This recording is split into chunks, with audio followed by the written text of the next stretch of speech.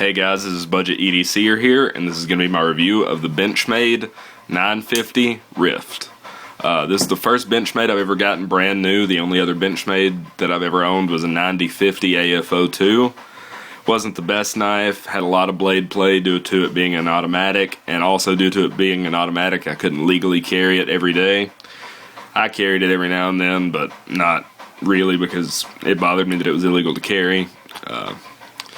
And the only other experience I've had with Benchmade is their HK line, in which I had the Pika 2. I don't remember if it was the Pika 1 or 2, but it's alright, subpar. May do a review on it because I still have it, may not. Don't plan on keeping it much longer. But this is the review of the Rift, and I'm just going to jump right in. The blade steel is 154 cm. And if I'm correct in this, I think the 9050 I had was 154 cm also. But other than those two, this is my only knife with 154, and I'm a huge fan of it. It sharpens very easily, holds an edge reasonably well.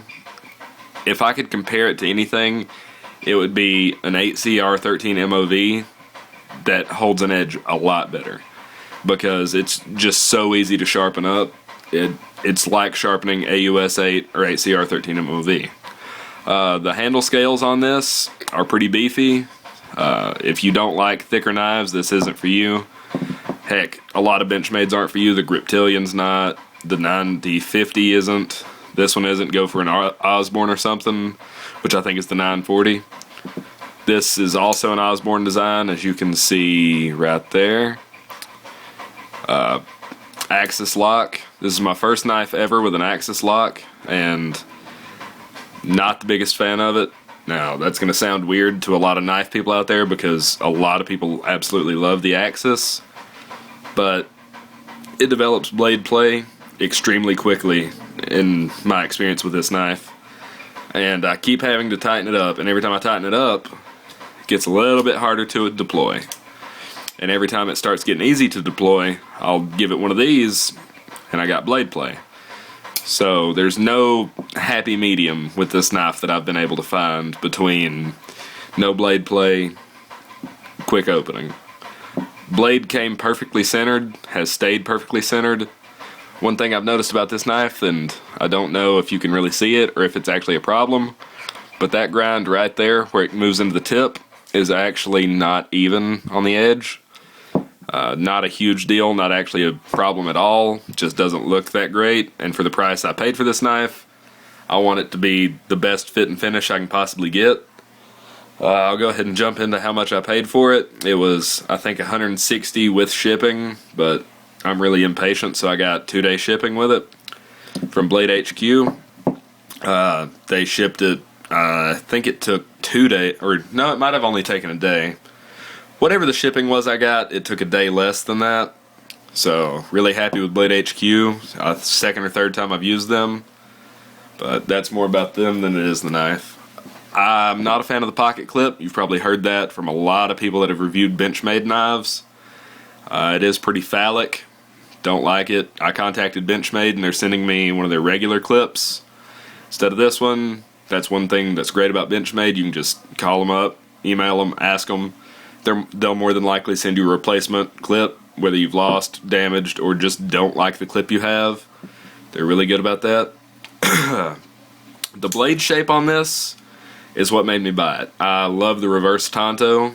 I like sheep's foot blades a lot, but actually having the point on this one makes it a lot better than a sheep's foot, in my opinion, because it makes it to where the knife could be used in an emergency defensive situation as opposed to purely utilitarian.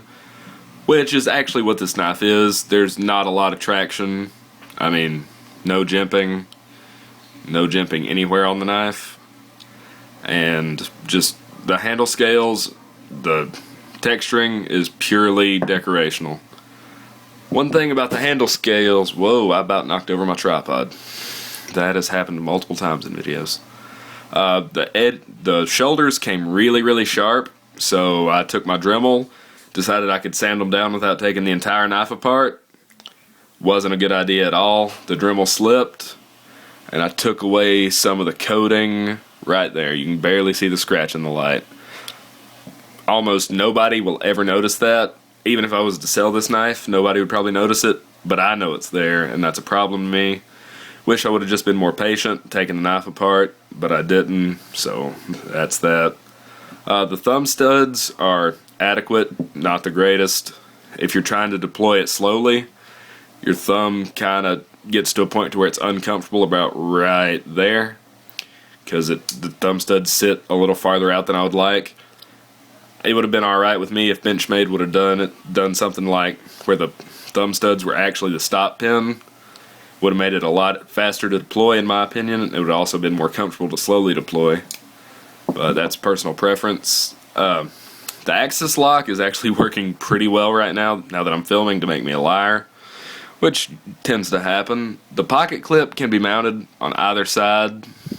I'm right-handed, so I carry it on this side.